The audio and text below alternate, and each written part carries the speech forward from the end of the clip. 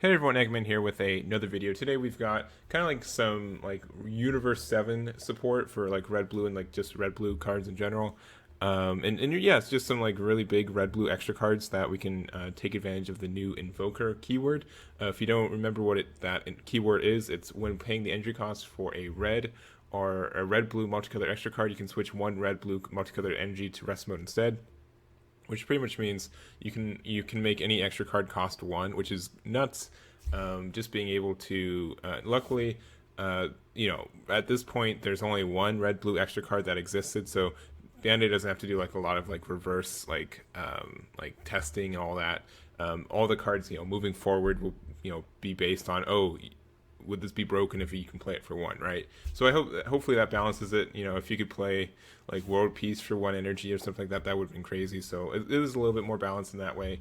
And the only other red blue card was a 2 cost, and I think for one it's still okay. You still have you get to untap a card with it anyways. But yeah, Catastrophic Blow. Let's talk about this one. So activate if you have a red blue multicolored Son Goku card in play. It says in play too, so that doesn't necessarily mean if there's a red blue like Surge Goku, you could use it for like that's in play. It doesn't say battle area, it says in play. So leader area is part of play. Or there are no battle cards in your battle area, deal 1 damage to your opponent. So that second half can only be, you can't like combine the second half with Invoker because then you won't have an Invoker card on the field.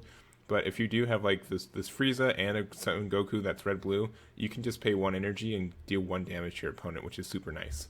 And then also it has this other active main, so send this card from your drop area to your warp, look at the top card of your deck. If it's a multicolor extra card, you may add that to your hand, otherwise place it on top of your deck. And so you'll see that there are a bunch of, there are a couple ways to like change the order or see what the order at the top of your deck is as well. So this just means like it recycles itself for almost free, which is really nice. It just, it's only for, red, blue extra cards, but like let's say so this Invoker thing's not once per turn. So let's say you just have like 3 energy open and then like Frieza and Goku, then you can just use Catastrophic Blow, use its active main if you know that there's like another Catastrophic Blow on top of your deck, and then you can just like chain it like, together like that. So that's like 2 damage for 2 energy. So that's really nice.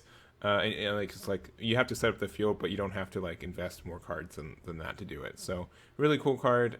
Worst case, I mean, dealing 1 damage for 5 isn't crazy steep either. It's not the best, but like if you're going late game anyways, I don't think it's crazy to just be able to pop for 5 and then potentially win the game from that as well. Next up we've got Royal Condemnation. It's the counterplay. So it's for 4 cost. Normally it would be a red. It'd only be 1 red blue if you have the Invoker out. I don't know what's wrong with his Vegeta. His face looks weird to me. It looks like it's not Vegeta, but like it's kind of like a Goku. Anyways, so because look at his eyes. His eyes are just too big.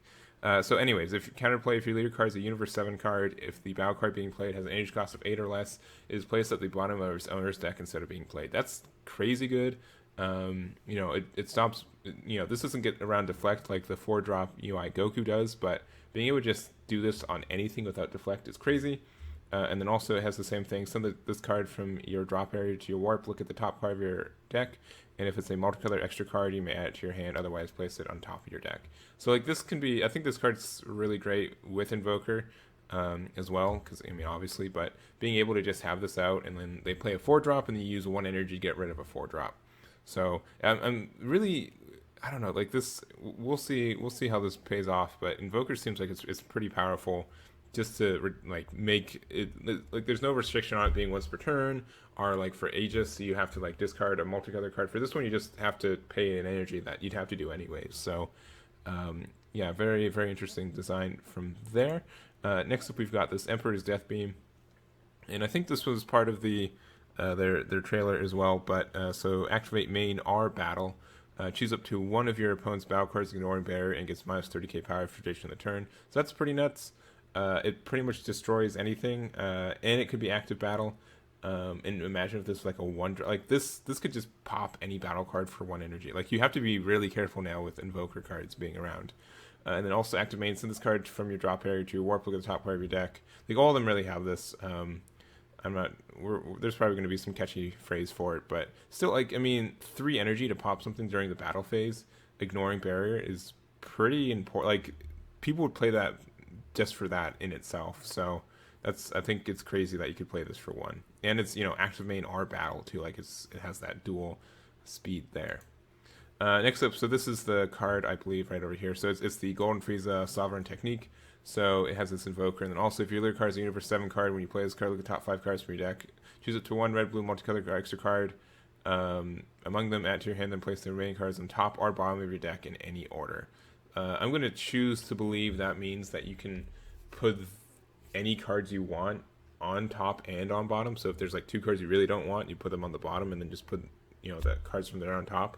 So I don't really know what the ruling is for this, but still, like, this is like being able to set up 5 cards from the top of your deck is crazy good. And being able, like, then it sets up all of these extra cards for their cycle potential as well. So this is a really good card. You have to hard cast it for 3, but once this card's out there, it's really important. 20k power for a 3-drop is already nice. It doesn't have barrier, thank goodness. If this had barrier, it'd be a big pain, because then you just sit out there and then you can't really do anything. But I think this is all right as a 3-drop. So there's that, and it's a Frieza. It is a red Frieza, so guess what? You can swap into this really easily. Man, that's really annoying. Dang. Okay.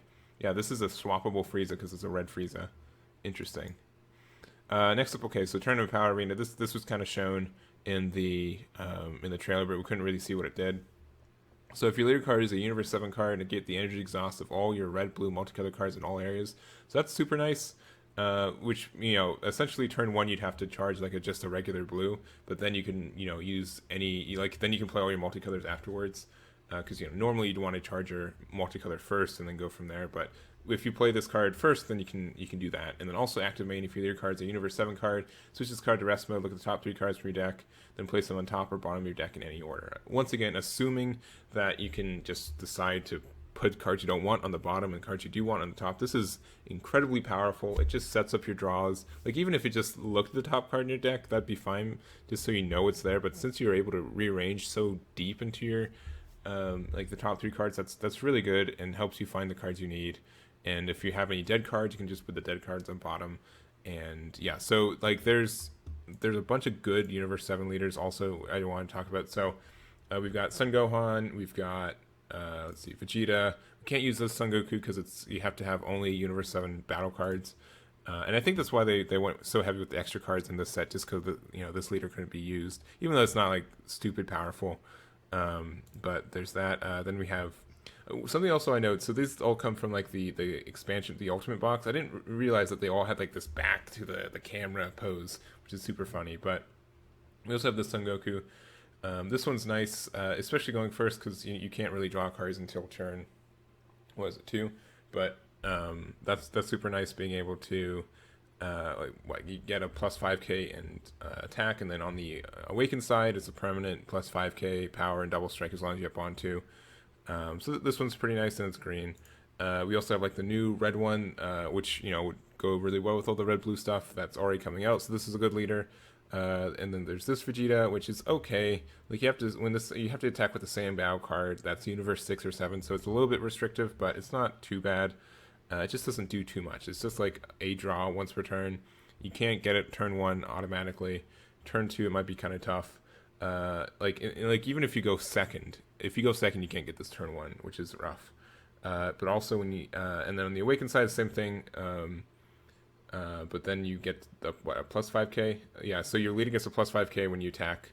But I mean, I don't know. This card doesn't seem too good. But then there's this Frieza. I really like this Frieza. The fact that you're able to get draw, starting turn 1. He's just really great for card advantage, and making like you don't have to attack your opponent to get card advantages, which is really nice. It's kind of like what the Red Beerus leader is.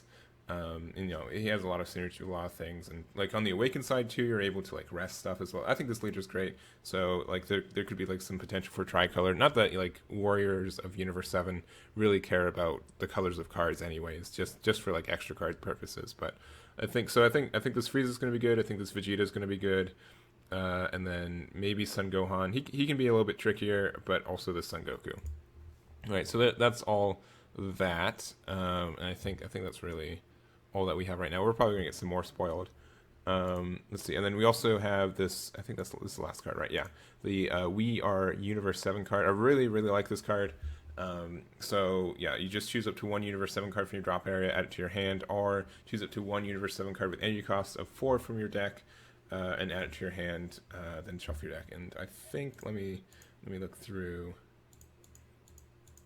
I think if I type in Universe 7, this gets a good amount of them. So you're able to find, like, so if you're playing like the red Son Goku, you can just basically say, oh, I'm going to automatically find this Ultra Instinct Son Goku turn 1. 2, you can just add super combos, which is always a plus as well.